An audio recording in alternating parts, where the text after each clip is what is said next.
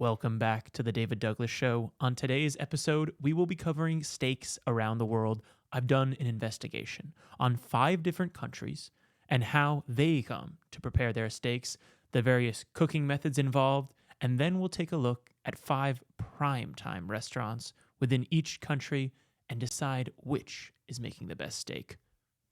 This is the David Douglas Show. I'm real excited for this episode because I put more research into this than any of the other episodes. I'm going to try to keep the pacing moving forward, the tangents a little smaller, and keep the trails rolling. Like I said, we're going to go through 5 different countries. The first, Argentina. If you don't know, Argentinians love steak. Per capita, they consume a massive amount of steak, and it's kind of part of their culture. It became part of their culture starting in the 1800s when the grasslands of Argentina expanded in the 18th century. Let's take a look at these grasslands. I mean, that is beautiful. There's, for our audio listeners, a beautiful sky and just cows grazing. One thing about Argentina, at least the nice places, I'm sure they have plenty of industrial farming, but there seems to be a culture of caring for the cows, giving them space on the farms, and then eating their delicious beef. In this expansion time, there was these fellas named what were they named? The Ganchos, I believe. Where are they at? Yes, the Gancho Cowboys.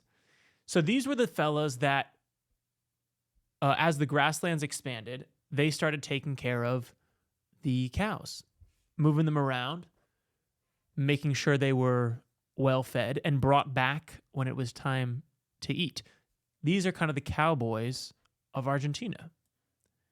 And this is what they looked like. I mean, what a baller setup. The huge poncho, the kind of poncho pants. Dude, the swagger this guy has. The hat cocked to the side, long beard, little short sword on the side, cut up the fence, cut up a rope that he's using to steer these cattle around. So as the grasslands and cow production of Argentina began to grow quite a bit, they began to also export in 1920. These ganchos here, they started cooking while working, similar as the cowboys of Texas did. And they were cooking them over campfires, right? They were working in the fields. They had to drive maybe cattle far distance. They're not coming back home. They might be camping out for the night. And so they'd cook over an open flame. And this is what informed current Argentinian steak culture. Cooking over an open flame. Now, that trend continues. They called them the asados back then. That's what they called their meal that was grilled over a campfire. And that's still what it's called today. It's now a tradition in Argentina to have asados, which are family gatherings, community gatherings, where everyone comes together and grills a bunch of meat. And, you kind of work it as a group. There's a grill master. He tends to the fire. So basically you have 2 components here. Whereas a gas grill, you might just you're just watching the meat. In this case, you're watching both the meat and the fire. The charcoals, the hotter parts of the fire. A lot of these grills are set up in a way so that you can move things around. You can have parts that are hot, parts that are more, keeping things warm, parts that are for searing, really hot, open flames, and then those coals that are kind of cooking things normal temperatures. So the grill master is handling the live fire coals, and then he's also handling the beef. They have typically a couple different cuts, some sausages and sides. That's what the other folks handle. Sides and drinks is what the other members of the group are handling. They also are very particular that it is firewood and coals, but it's not lighter fluid. The South American beef cultures, the other one we are exploring today is Brazil. Both of them are very centered on retaining the core essence of the cow. You know, if you had gone and raised a cow in your farm and then you were going to cook it, you probably spent a lot of effort making sure this cow is taken well care of. You don't want to be smothering it in steak sauce and soys and Worcestershire. You want to be getting that flavor, especially if it's, you know, somewhere local. It's been slaughtered recently. So they are particular about making sure there's no lighter fluid in their fires. Some common sides are grilled provolone. This is a more dramatic picture I found. Yikes. We accidentally made it go big. This is a more dramatic picture I found, but what's great about this is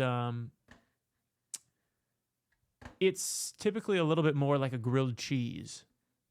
It's more of like a kind of like a Greek grilled cheese typically. This is more like a queso fundido, but I think a lot of times when I see the preparation, it's really like a hard log of provolone. Provolone's not exactly a soft cheese, so it doesn't usually melt this much. This is probably like some American recipe maker.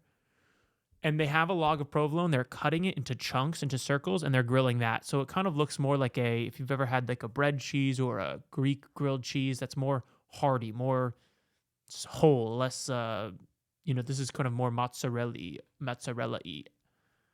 And a lot of times, all of this food is cooked over the same grill. So they'll put that in a skillet and they'll put that over the same grill. They'll do that with the veg as well. And you get that nice char flavor to everything. Also, empanadas, sometimes organ meats are added to the grill as well as kind of sides and little starters. Again, this is a community, this is a culture that is bringing the cows from the farm to the steakhouse. So they don't have as much removal, where it's like, I'm just getting this cut. They might get a half cow and then they're grilling up, 1/10 of that for the asada for the community. The rest might be frozen. In that case, you're going to want to use everything. If you bought a half cow, you're going to get a lot of extra stuff. You're not just going to have the steaks. And they cook them over now, whereas the ganchos cook them over campfires. They now cook them over these parrilla grills. So these are multi-level situations here. You can see here, there's fire, hot embers over here, and then a grill to the side. Oftentimes, and I think you'll see it better in this second picture, yes.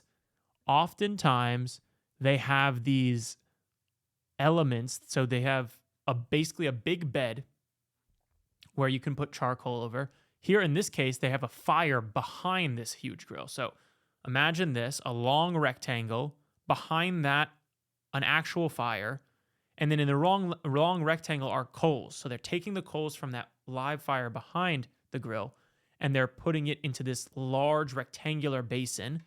And then on the sides are grills, but these grills aren't just locked on to the rectangle like you might see normally.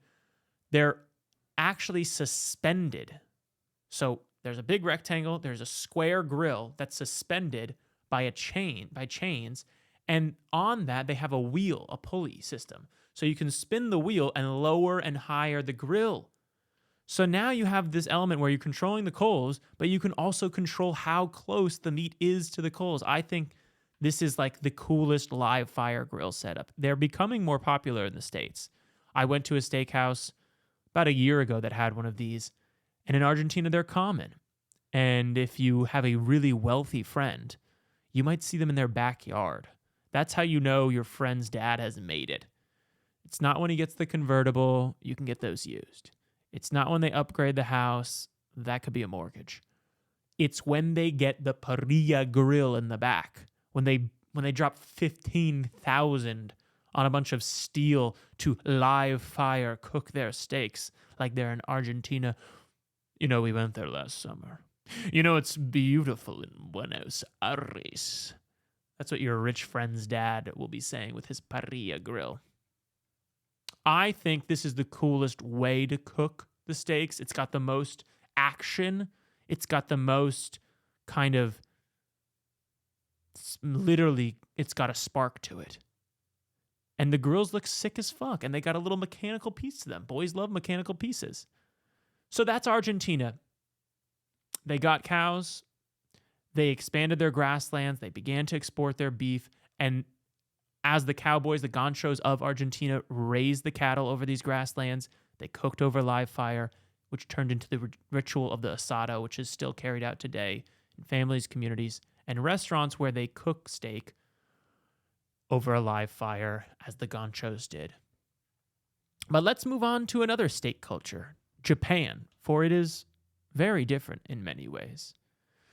Japan had very little cattle consumption. It was a Buddhist country for many years, and that was a no-no. But as we heard in the ramen story, there was this fella, Emperor Meiji. Let's pull him up. Pull up Mr. Mej. There he is in his pompous uniform, a skinny fella.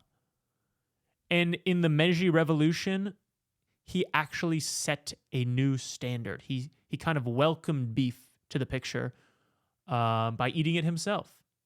And when he did that, folks said, all right, it's a times are a-changin'.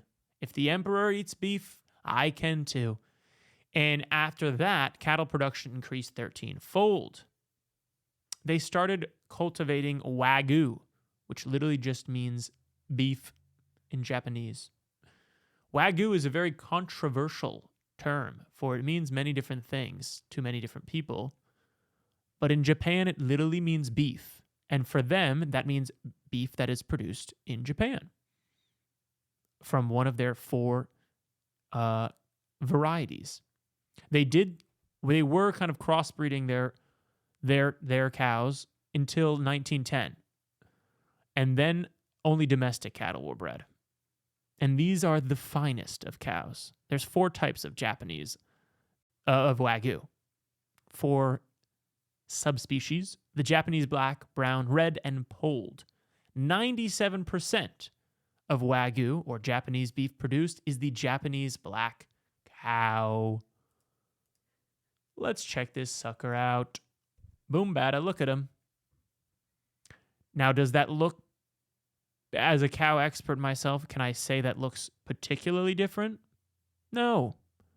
But what I can tell you is the Japanese Wagyu, the Japanese black, its genetics are so strong that there was times where multiple different countries were trying very hard to export these cows because their genetics were so good.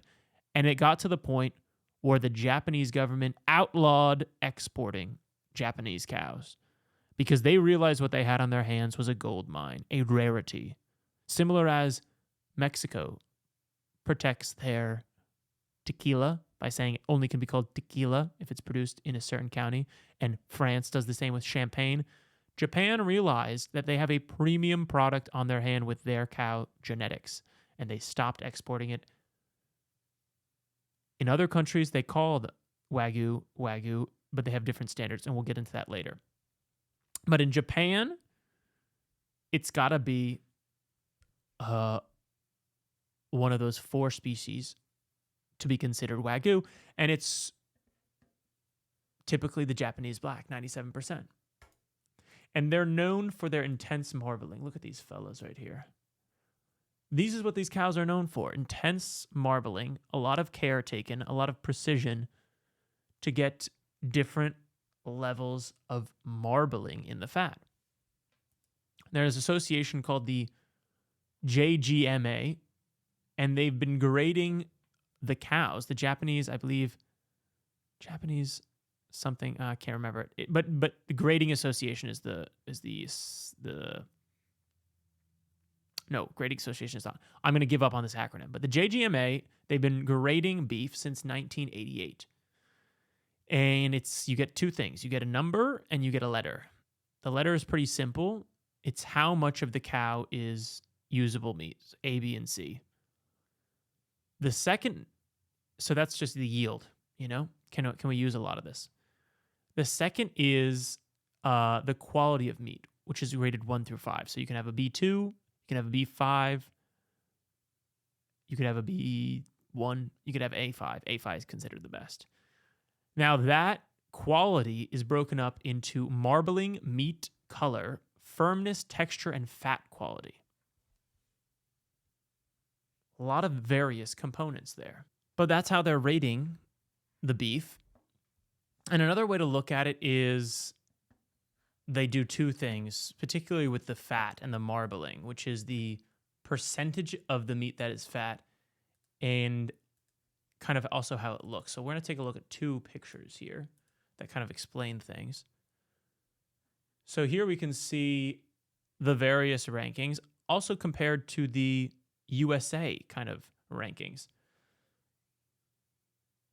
So in the US, if you have intramuscular fat, so fat comes in two components on a cow. One would be just fat on parts of the body that there are just chunks of fat, which doesn't do you much good unless you're trying to create beef tallow, because you're not actually eating like a big chunk of fat with your steak typically. What you actually want is intramuscular fat, which means the fat is also in the muscles, which is the part you'd actually eat. So here, like prime is like 10% fat, intramuscular fat in the US. Prime plus would be 12%. And then we start to getting into the Japanese. And even at A3, they used to have A1 and A2.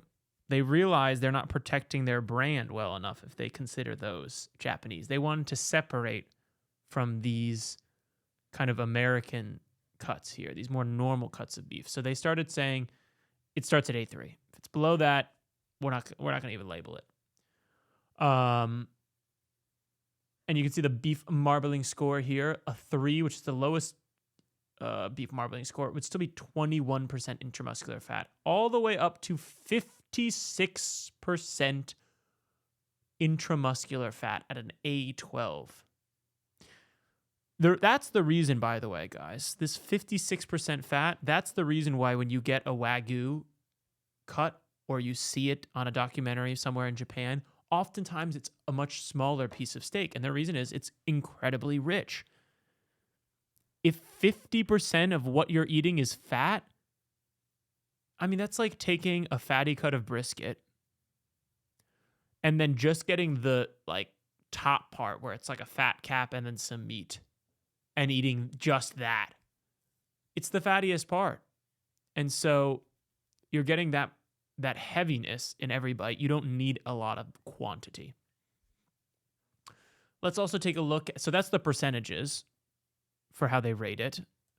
And then there's kind of a visual guide here as well, which I think is a lot easier, where you can start to see like, okay, this is the 12 here. And you can see, look at how much white there is in that versus, you know, an A3. It's still got some fat in it here. Or sorry, a 3. See, this is where they used to have grade 2 and 1. They no longer have those. This would be 2 and 1. They said, we're not even going to rank this anymore. But even these look great here. A 6 looks incredible to me. I think my sweet spot is like a 5 or 6 on the marbling scale. Probably like a 5, honestly. Seems like plenty. 6 if I'm feeling really rich. This is like crazy right here, how much fat's in this. But also, that's what makes it supposedly incredible. I've never had the 12 rated marbled steak here. I'll have to experience that one day and report back. But that's why you see smaller cuts, because so much of the meat is fat.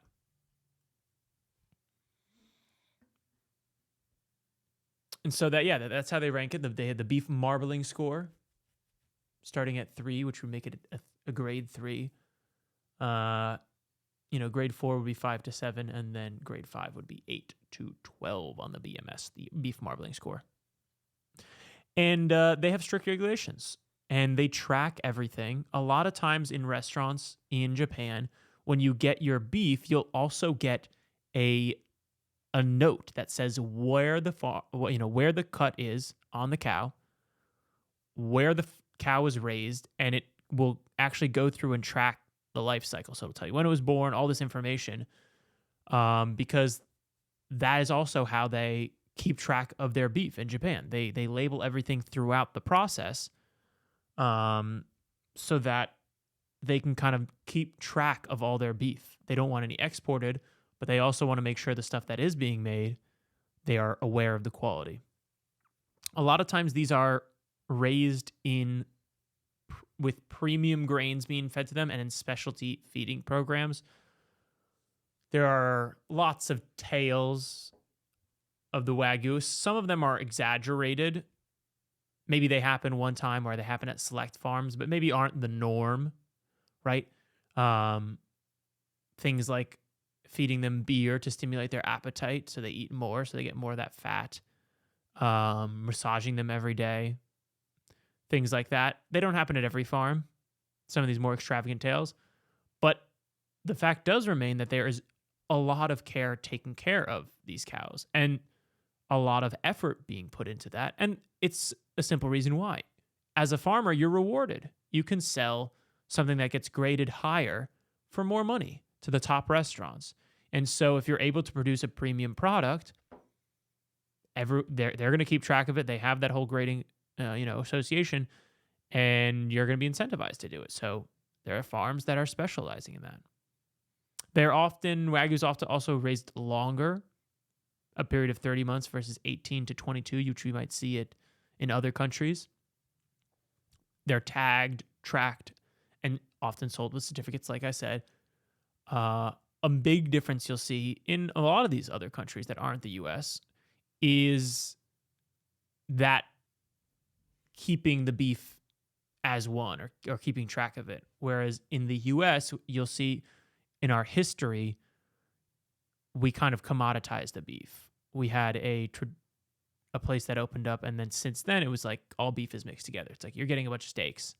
You're getting a bunch of the certain cut, but they're from different cows,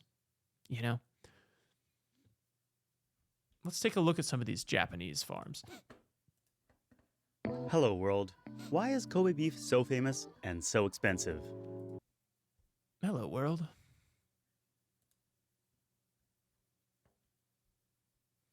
What we're looking at here is a gentleman who makes YouTube videos going over to the cows. He's doing some explanation on how it came to be. And you're seeing long stalls with lots of cows. So this looks pretty normal. This is where they're being fed. And this is one thing I expected. I expected something more extravagant, right? I expected seeing these cows, like I said, being massaged and fed beer. But this guy, who's a farmer here, he talks about, hey, we don't play music. Some farms do that. But other farms, they only play music to let them know it's feeding time. So it's not as extravagant as some people have made it seem.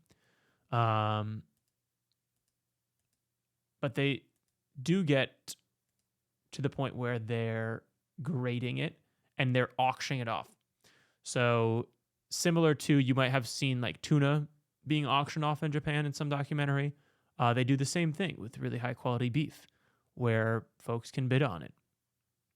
And you can see the various different components of it, how much it weighs, et cetera, as well as the BMS, the score that it's been given. So I thought that was pretty interesting. I have another little piece of farm footage here for us to watch for another gentleman. Oh, he's going to another auction.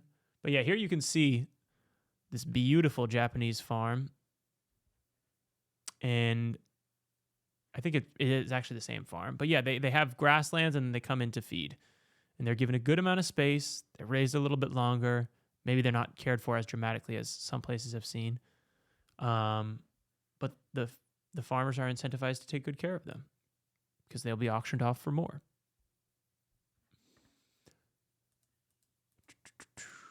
Now let's talk about the other part of Wagyu, which is that, wait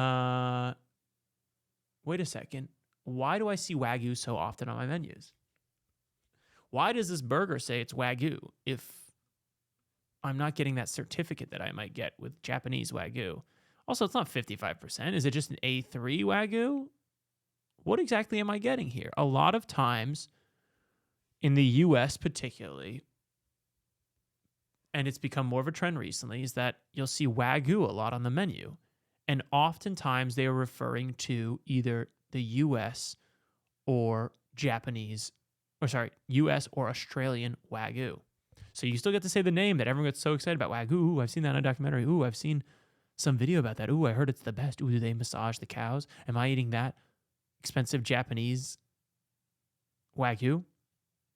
Oftentimes not. If you ask, oftentimes it's written on the menu. American Wagyu, Australian Wagyu. If you see Wagyu burger, $12, and they don't say anything about it, you can ask, hey, where's this from? Oftentimes it won't be from Japan because that stuff's really expensive. It's a real premium over there. While they do export their beef, they don't export their cows, which means it can't be produced the same way. But between 1976 and 1997, about 200 cows were exported in the U.S. And the U.S. cattle farmers realized what they had on their hand was great, and they tried to breed these cows, more of them. Of course, that's hard if you only have 200. And so a lot of these cows aren't 100% Japanese Wagyu in terms of their genetics. They're oftentimes mixed with other cows.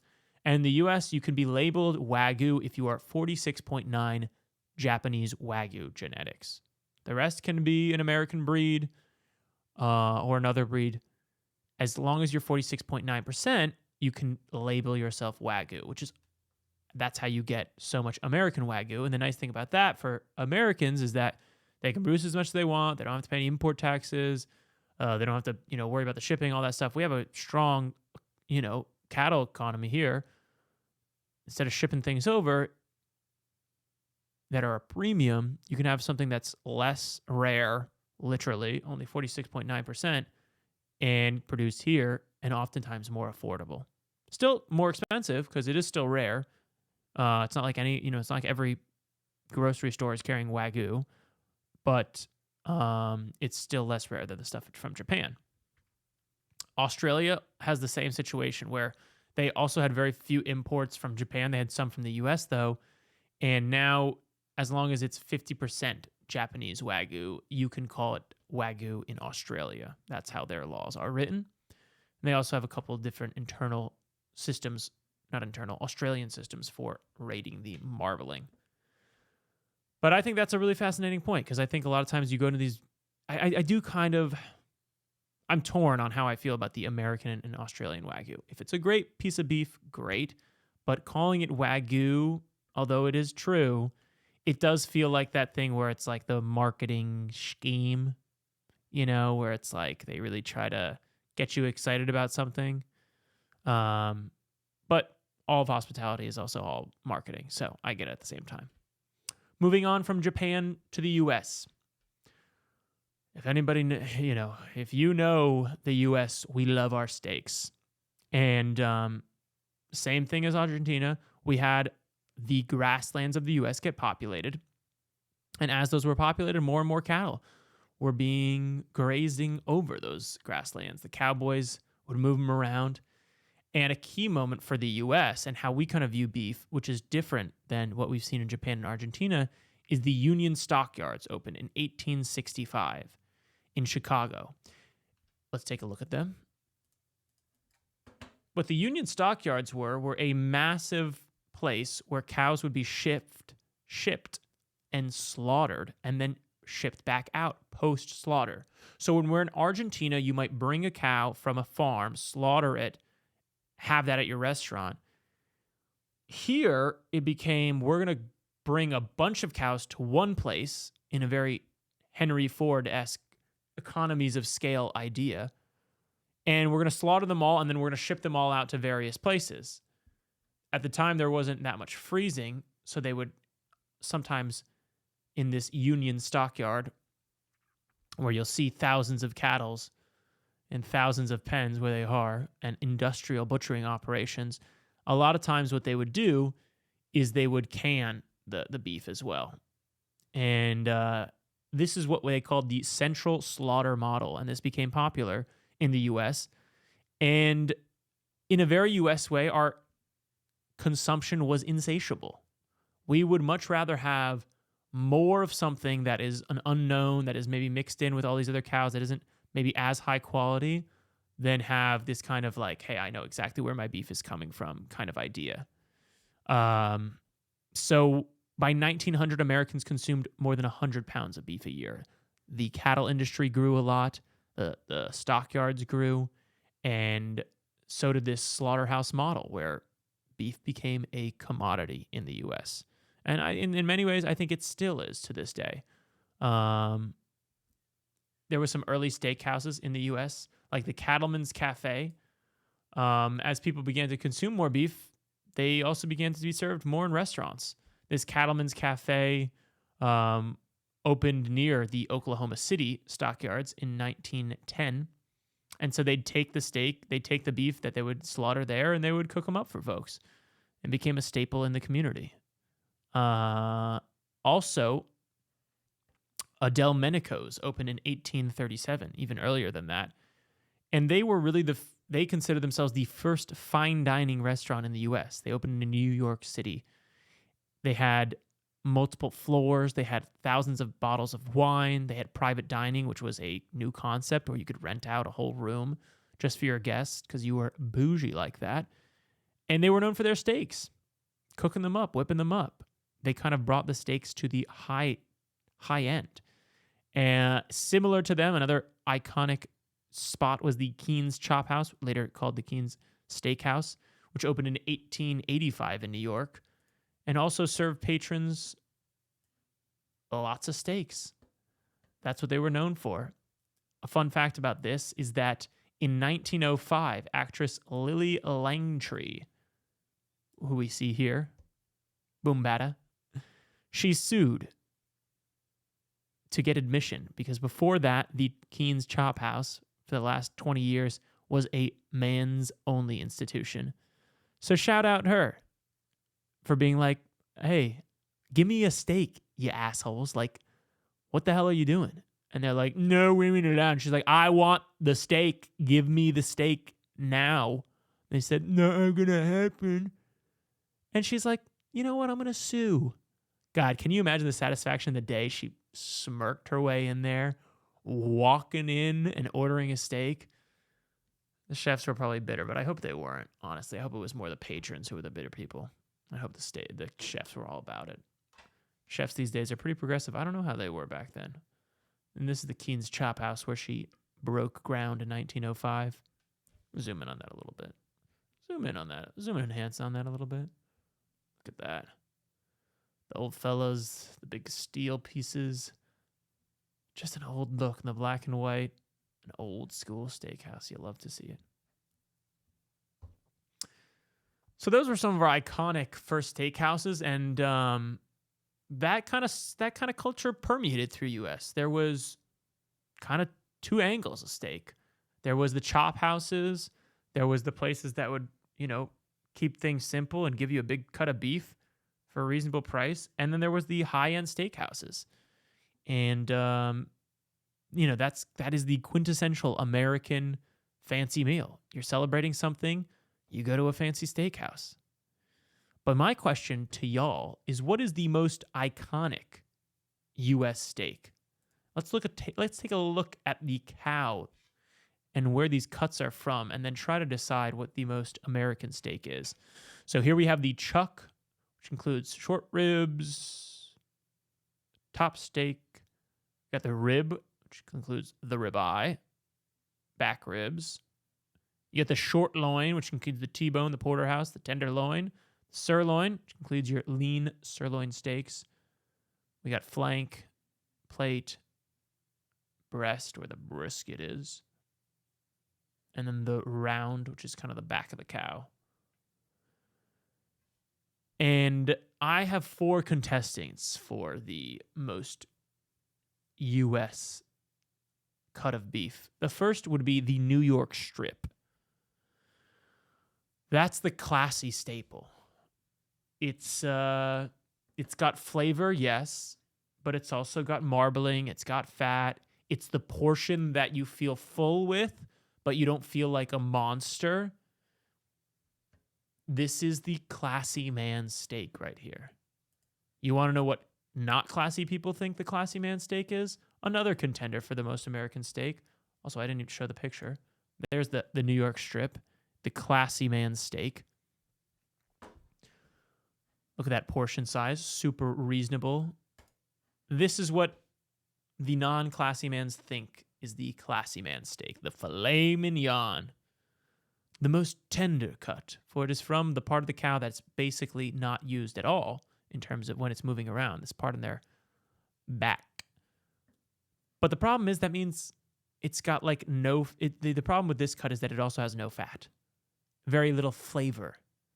Also very easily overcooked. It's often these tall cuts of not very fatty beef, which means you really got to cook it well, and it's often not. It's also what I associate with weddings and corporate events. Ugh. There is nothing worse than sitting down at some event center, some wedding venue called Vista on the Lago. Vista Lago. Oh, God.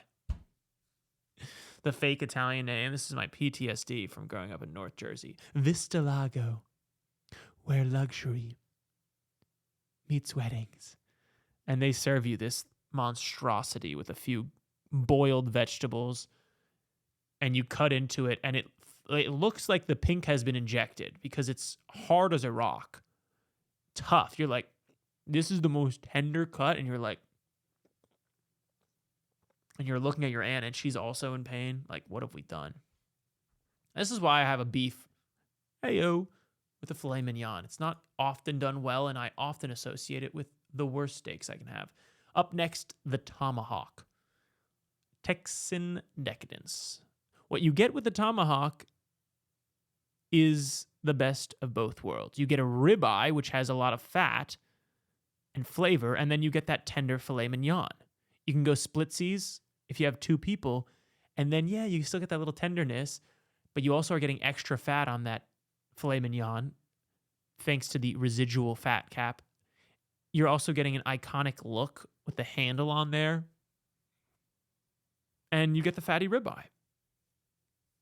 And you get a lot of food, which in itself is a very American trait. I don't know how many people are really classy like the New York Strip is. Is American really known for being a classy country? I don't know about all that. But the last contender is a little different. It's a much more affordable cut. It's the skirt steak. And the reason why I think skirt steak, this kind of working class, more affordable cut, has potential to be the most American cut of beef ever is because I associate with one of the most American meals of all time, the fajita. The fajita is one of the most American meals. First of all, it's immigrant inspired. That's American as it gets. We have tons of immigrants. Second of all, it puts on a show, sizzling as it comes, which Americans love a little pizzazz. And third of all, it's reasonably affordable. We've taken something from another culture. We're able to serve it to all of our people as much as we want, and we get a little show while we eat it. I mean, how many families on the kid's birthday go over to a spot like Chili's and get the sizzling fajitas? I don't know. It's tough to say it gets any more American than a birthday dinner that starts with sizzling fajitas and starts with underpaid work and ends with underpaid workers being forced to sing your family happy birthday. Does it get more American than that? I don't know. My vote for most American steak is the tomahawk. Because it's decadent, because it's too much food, because it gets you a little bit of everything, and it's got that kind of caveman nature to it where we're beating each other over the head as us Americans do. That's my vote. But I'd like to know yours. Please let me know in the comments. And if I've gotten it wrong, if I haven't included the most American steak, please let me know that as well. Let's move from the U.S. back to South America to Brazil. As soon as I said Brazilian steakhouse, I know one thing that came to mind. Fogo de Chao, the Brazilian steakhouse that has gone global, that you've probably been to once or twice in your life, for they're known for their unlimited beef. You bring over a little card, you pay a flat fee, you get a little card, you flip it green or red, and they keep coming around with skewers of beef. That's how fogo de chao works. So let's explore where that comes from in Argentina. Sorry, Brazil. What I was going to say is that it's similar to Argentina in that it came from a history of cooking over live fires. They're cattle farmers.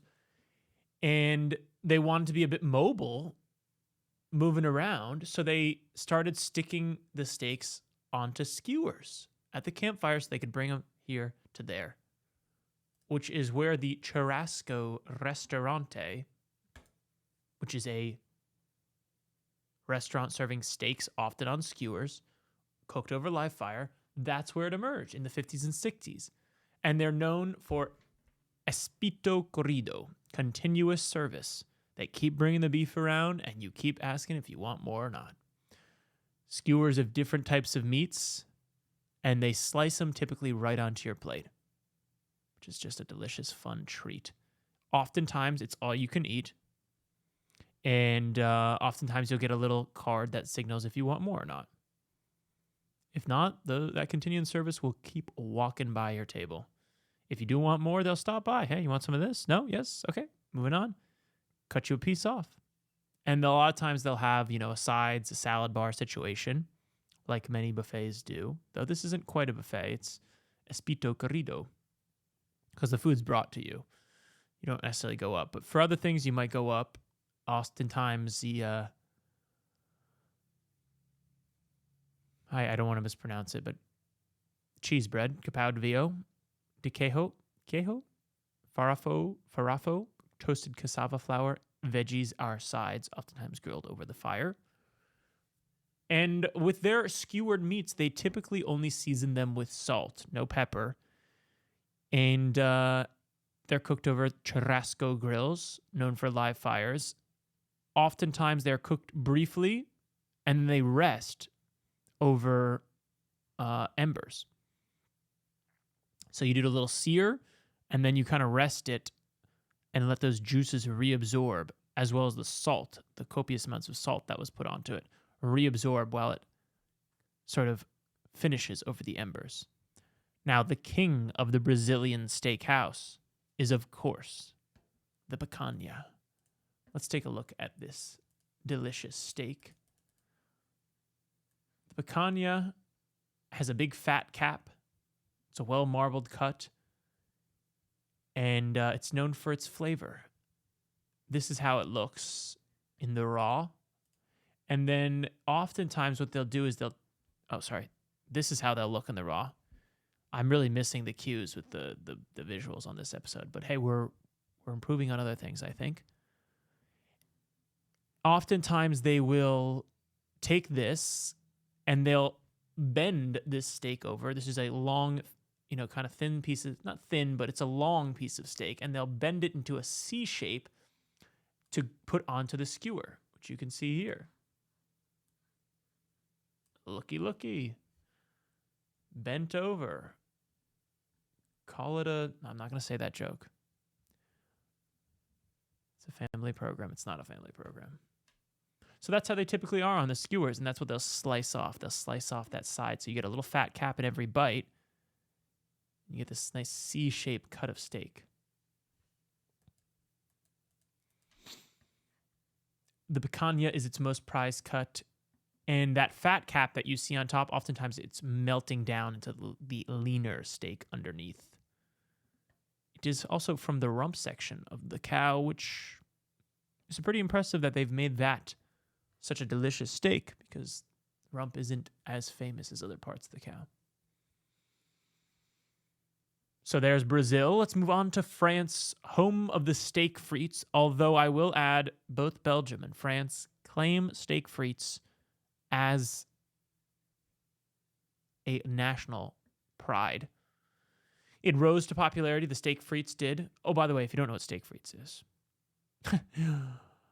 where are you living? Under a rock? No, it's steak and frites, fries, served together oftentimes with a sauce. And I think it's the most iconic steak dish from France, though many will say the steak au poivre, or steak with pepper sauce, is the most iconic. I think internationally, steak frites is beloved by many. Rose to popularity as bistro culture rose to popularity in the 19th century. Bistros were this concept of simple spots in any town that made classics delicious and affordable. And the steaks in France, they're known typically for picking more flavorful cuts as opposed to more tender ones. So filet mignon would be the opposite of that. Very tender, but not very flavorful. Here, you might be chewing more, but you might be getting a lot more flavor. Fries are oftentimes double fried in a steak frites for extra crispness. Common toppings are béarnaise sauce, green peppercorn sauce, or a simple compound butter, herb-infused butter. There's many places that serve steak frites in France. One place that's particularly known for it is called Les Rallis de Venise l'Encontre. And they're known for serving unlimited steak frites. You pay a menu price and you get as much as you want. And I have to admit, the steak frites looks pretty good here. It looks pretty delicious. The fries look pretty delicious. The sauce looks pretty delicious. And I think I could put down a lot of these plates if I'm being honest. Oh, man. It's so hard not to just start salivating looking at steak frites. There's something so satisfying about meat, sauce, and fries together that just, it makes you want to eat it. There's nothing else to say about it. And, I'm sure there are better places to get steak frites in France. But what makes me depressed is that there was an American-inspired, let's say, restaurant called Medium Rare. And let's look at how Medium Rare looks as a restaurant. Imagine what you think a American corporate restaurant would look like. Now let me show you Medium Rare, which, by the way, uninspired name, no offense. Uninspired interior. You get 2 servings of steak frites, a salad and a side. Here's their steak frites. Super tiny. Let me zoom in. It looks good. It looks fine, But it's just like, maybe I'm being a downer, but I think the thing that depresses me is the logo. Why? I couldn't think of something more uninspired if I tried. Just medium rare written out with a red steak knife. Can we? It's not even the steak that looks horrible. I'm sure it's fine. It's the interior and the corporate look of this logo that's just depressing me. I don't know. There's just this corporatification in America. I guess it traces its roots from the Chicago stockyards, where we feel like if we could just get the economies of scale, we can have 7 restaurants called medium rare and only serve one item, and have all the furniture look the same as every other restaurant, then it's more efficient and more affordable, and we can sell more and make more. And you look at a place like France where they kind of pride themselves. The owner might be working in the kitchen and serving you, and there's this connection between the food that's coming to you and what you're eating and the owner. Whereas in the US, it just seems like it's all been stratified away into a corporate logo and efficient layouts, and everything is optimized in a capitalistic way. And I get it. We all got to make money, but does everything have to be so efficient all the time? I wish not. I wish the American consumer would prize the family-run business more than the affordable thing that they can get more often. The other thing France is known for, I think, is steak tartare, which ironically was originally called beef steak à la Americaine, because the French believed that Americans ate raw beef. I don't know if they did at the time, but I found that really funny, where it was just like, yeah, those Americans, they're raw dogging it up with the beef. I doubt they don't even know how to cook. I don't even think they've ever seen a fire. Those Americans, they're probably just taking bites out of the cows. And began in the late 1800s, 1900s. And it had different recipes, but it was chopped raw steak with some accoutrements. The most common serving, which you see now with an egg yolk, was originally published in 1938 recipe was added with an egg yolk as a binder to a cookbook in France. There's also a Lebanese version called kibenaya, which I thought was pretty interesting. I thought you guys should take a look at this. Your weekly Lebanese education from your friendly neighborhood half Lebanese man. It's a mincemeat or ground beef. And kibbeh in all forms is often with bulgur wheat, which is kind of a hardy grain, let's call it. And they mix that in with some spices and herbs. And one time while I was in a very fancy Mediterranean restaurant in Texas, I ordered it. And I just got straight up steak tartare. And I was very upset by this because it felt like my culture was being eviscerated, which made me sad. Not that I don't think you can eviscerate cultures. Feel free, but I will get sad if it's my culture because I wanted to feel like I was eating something unique instead of just another steak tartare. Now, if you're at home or at a restaurant, how might you prepare a steak? Well, I've listed a few of the common items for us to go through. There's, of course, the sear, which is where you form a crust on the outside and then you let it rest to finish cooking on the inside. Much more popular now is the reverse sear, which is you cook the inside rather slowly at a low temperature, usually in the oven. Could also be over a smoker if you have enough control over it. And then you sear at the very end.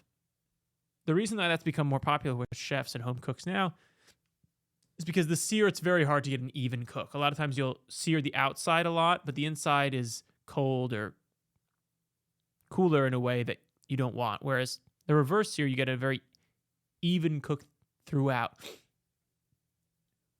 You have more control over that process. And then you just do the simple part, which is searing at the end. There's also open flame, which is what the Brazilians and the Argentinians love. It could either be above. Could be either of the above. I was looking at my notes, sorry. So it could be a reverse sear or a sear. You could put the steak on embers to slowly cook and then sear it off. Oftentimes over a live fire, at least if you're just cooking at a campfire, you just sear it and sort of hope for the best. But that creates more interesting characteristics, more char, more variance in how it's cooking. It's more difficult in many ways because you have less control over the heat source. But in other ways, that makes it more kind of fascinating and compelling. There's also sous vide, which is where you slowly boil a steak with a specific machine that's also circulating the water. So what that does, that makes sure that every part of the beef is cooked to an exact temperature because the water is circulating. So everything's going to come to temperature at the same time. That's how you get a very precise cook on your beef. And then you often sear it at the end. Then there's smoked, which is kind of a combination of the open flame reverse sear.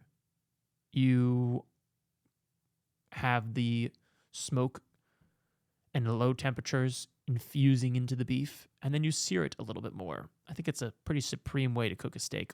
Same thing if you've ever had a pork steak, incredible thing they can do at some barbecue restaurants. And where they smoke it, and it's absolutely delicious. Another big component of the preparation of a steak, which is very popular these days, is dry aging. And dry aging is pretty fascinating. The concept is, if you leave a steak out, it'll rot. Wah, wah. That's not what dry aging is. What they've realized is if you don't just leave it out in wherever, but instead you leave it out in 32 to 39 degrees with 75 to 85% humidity with a certain amount of airflow, 0.5 to 2 meters per second airflow, then all of a sudden you create an environment where bacteria is able to grow, but it doesn't rot and spoil the food. It's a very odd concept to think about. It's like, well, bacteria is growing on it. Why isn't all the food going bad? Well, what happens is that bacteria only forms on the outside. Okay? That part is later trimmed off. It's not edible. It's nasty work. But that bacteria forming and it kind of drying out creates a darker color. It loses moisture, which increases the flavor. It concentrates the flavor down. And then there's these enzymes that are forming with the bacteria that break down the beef before you even cook it, which creates a more tender beef. So you're getting a tender, more concentrated flavor, oftentimes a bit of a funky flavor, but it creates a little more complexity in something that is oftentimes appreciated by the high-end diner. And it also increases the Maillard reaction, which is the searing effect. That's the browning of the beef. That's the sear that you're getting, that golden color, and you can taste that. If you just cook 2 ground beefs, keep it cheap. Cook one where you just leave it in the pan for a while and let that crust form, and do another where you're constantly mixing it. You get a different flavor. You get that umami reaction from the Maillard reaction. So if you're able to leave the steaks, like many restaurants do, in a dry 32 to 39 degree fridge, 75 to 85% humidity with airflow going, you can dry age these steaks to break them down a little bit, to give them a little bit more flavor, to concentrate that flavor. And a lot of high restaurants are doing that. So take your girlfriend, take your boyfriend on their birthday and get yourself a dry aged steak. It's obviously more expensive because it takes days of effort. Also, all this extra equipment to make sure it's done well. So yeah, it's gonna be a little bit pricier, but that's why you do it on your birthday. The other thing you should do on your birthday is explore what I'm calling boy astrology. We're taking a turn here. Before we get to the 5 restaurants that are known for making incredible steak, I got to talk about astrology. Boys don't like it that much. Okay? So we need a new solution. Some changes we're making to boy astrology. One, it's just every month is a different one. We're not doing the end of August is Virgo, de Leo, whatever. We're not doing that anymore. Let's keep it simple. Second thing boys don't like, internal reflection. So boy astrology, it only gives you external things. It says what you're interested in externally. It doesn't really inform you who you are as a person, because that scares boys. And the last thing it does is it associates you with a different steak. Let's take a look. Let's take a look at the spreadsheet. Should I make this an app? I don't know. But let's just take a look at the spreadsheet first. August, you're a ribeye. You love luxury. You're affluent and charismatic. See, those are how people perceive you. Nothing about how you perceive yourself. Love that. April, let's see. You're a top sirloin, you nature lover. You're a DIY enthusiast and a community-minded individual. Wow. What a fella. My April boys. Hiking around, bringing together the community and building stuff yourself? Dicembre, T-Bone, Tech Sovi, socialite, entrepreneur. Where are my December guys at? Fellas, this is the new astrology. I don't know if I need to make a co-star that's called co-steak, but I want to say right now, I put minimal effort into this. You can see here, Boy Astrology by ChatGPT. I prompted ChatGPT to come up with these things, and I didn't make many changes because we don't deserve that kind of effort. We don't really need all that. What we do need to know is that February, guys, filet mignons, they're sophisticated, artistic, and discerning. That's it. That's it. We don't, they're no optimistic, no EMT, EMS, ENFJ, none of that. Let's just keep it October, flap steak, nostalgic, curious, independent boys. Boy astrology. What I think how this is going to spread, girlfriends, I'm going to post the boy astrology spreadsheet. Please show your boyfriends if you listen to this show. If we have any women listeners, I haven't looked at the demographics. I'm hoping we do. Show your boyfriends boy astrology. Meet them in the middle. Co-Stake and Co-Star apps they'll be compatible. You'll get the information you want if your boy puts his birthday into Co-Stake. He'll get a steak. He'll get some things that he knows about himself now, is that he's a thrill seeker, spontaneous, and fire-spirited like the July skirt steak boys are. And you'll get the Co-Star information you need. I'm bringing the country together. Okay? Now let's take a look at 5 famous steakhouses from across the world. I did one from every country that we've already explored. In the US, there was many options, but I chose Cote, which is a Korean steakhouse that's been awarded a Michelin star. Let's take a look. Sees Boombada. So Cote is Korean, which means you get various cuts of steak and you get to grill them in the center of your dining table, which I think is just sick. You get really nice, high quality beef. You cook it over your little fire. You get really nice sides, banchan, and you have yourself a great meal. If that doesn't look like fun, I don't know what does. Okay? You get your own little grill, you get high quality meats. Look at this bone marrow, souffle, pickled onions, kimchi. Oh my God, you're having a great time. It was opened in 2017 by Chef Simon Kim, who has now become one of the hottest chefs on the market. Cote is extremely well regarded in the industry. He was born in Seoul but raised in Long Island. And he operated another Michelin star restaurant in NYC before he opened Cote. He knew what he was doing. And they're known for high quality steaks and Korean sides. You can get a tasting menu. You can get a bunch of 4 different cuts of beef that you cook in front of you, and you get a bunch of different sides. It's a really fun time. And I that's the birthday present I want. I want to go eat at Cote. I want to get the steak and the sides and have a blast there. In Argentina, representing, we have Don Julio Parrilla. This is perchance the most famous steak restaurant in the world. There's a group that names the 101 best steak restaurants, and this did receive number 1.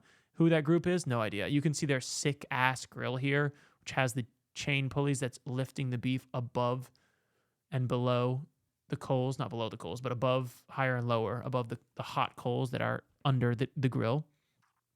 It was opened by wine and meat man Pablo Rivero. Sorry, Pablo. Here he is in the flesh. What a cool guy.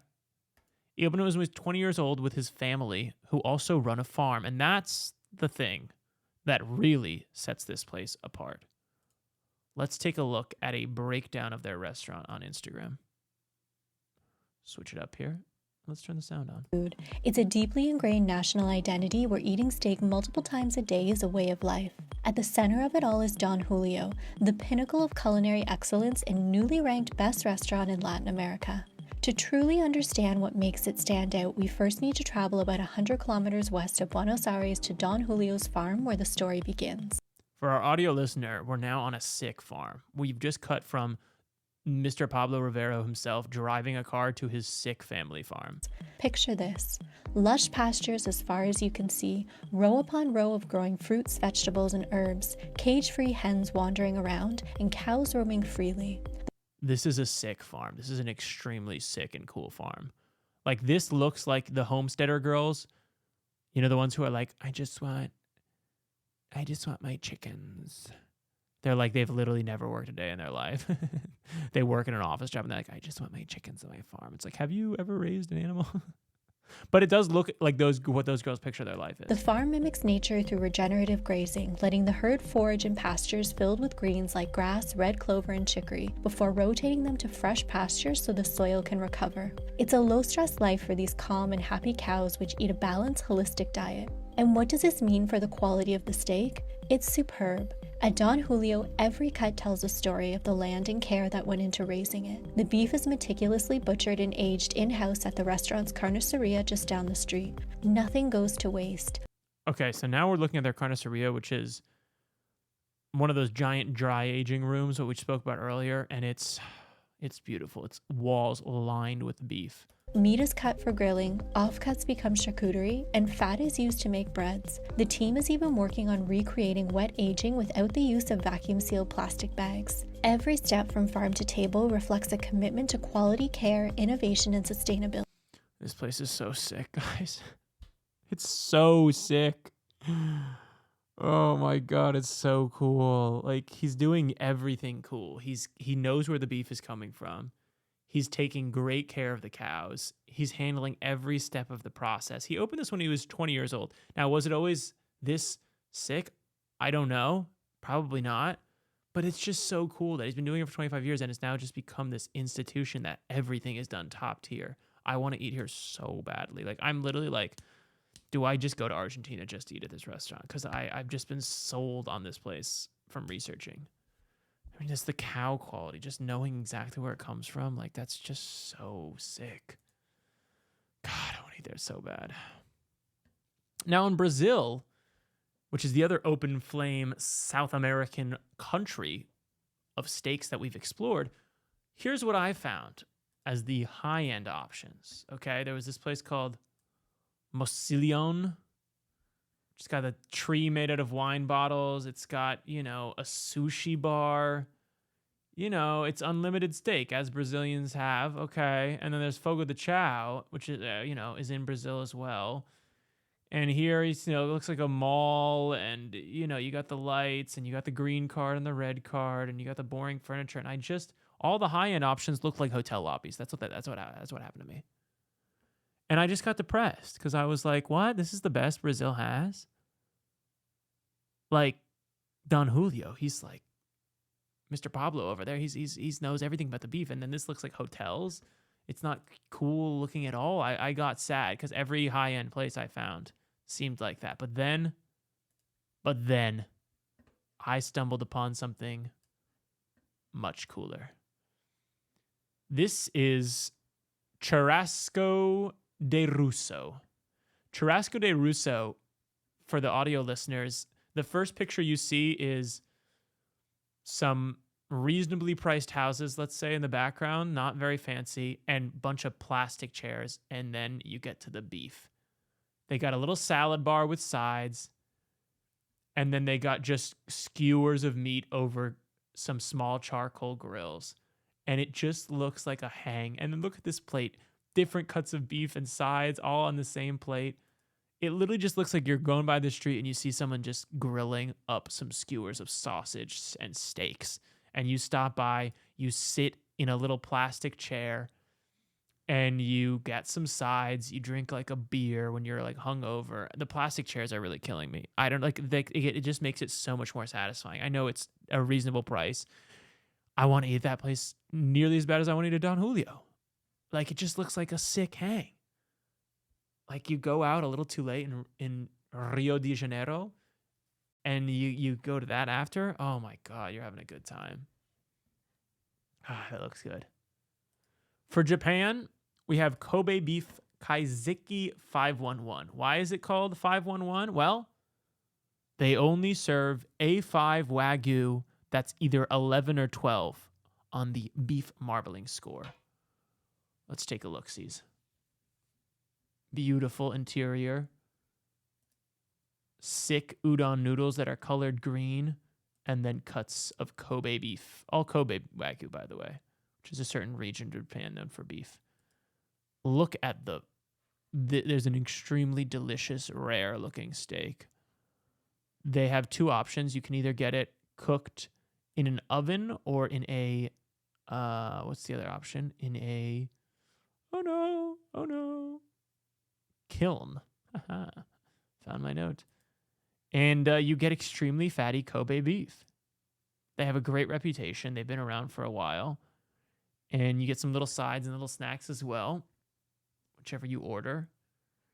And you have yourself a wonderful time. I mean, what this place is about is the simple beef. It's about the Wagyu. You know, that's where they hold their hat. And I think it looks incredible. And let's take another look at what they're serving here from a marbling perspective. They're serving this guy. These 11 and 12s, the bottom two right here, which are incredibly 53 and 56% fat beef is what they're serving there. Last on the list, we have France at one of its most popular bistros.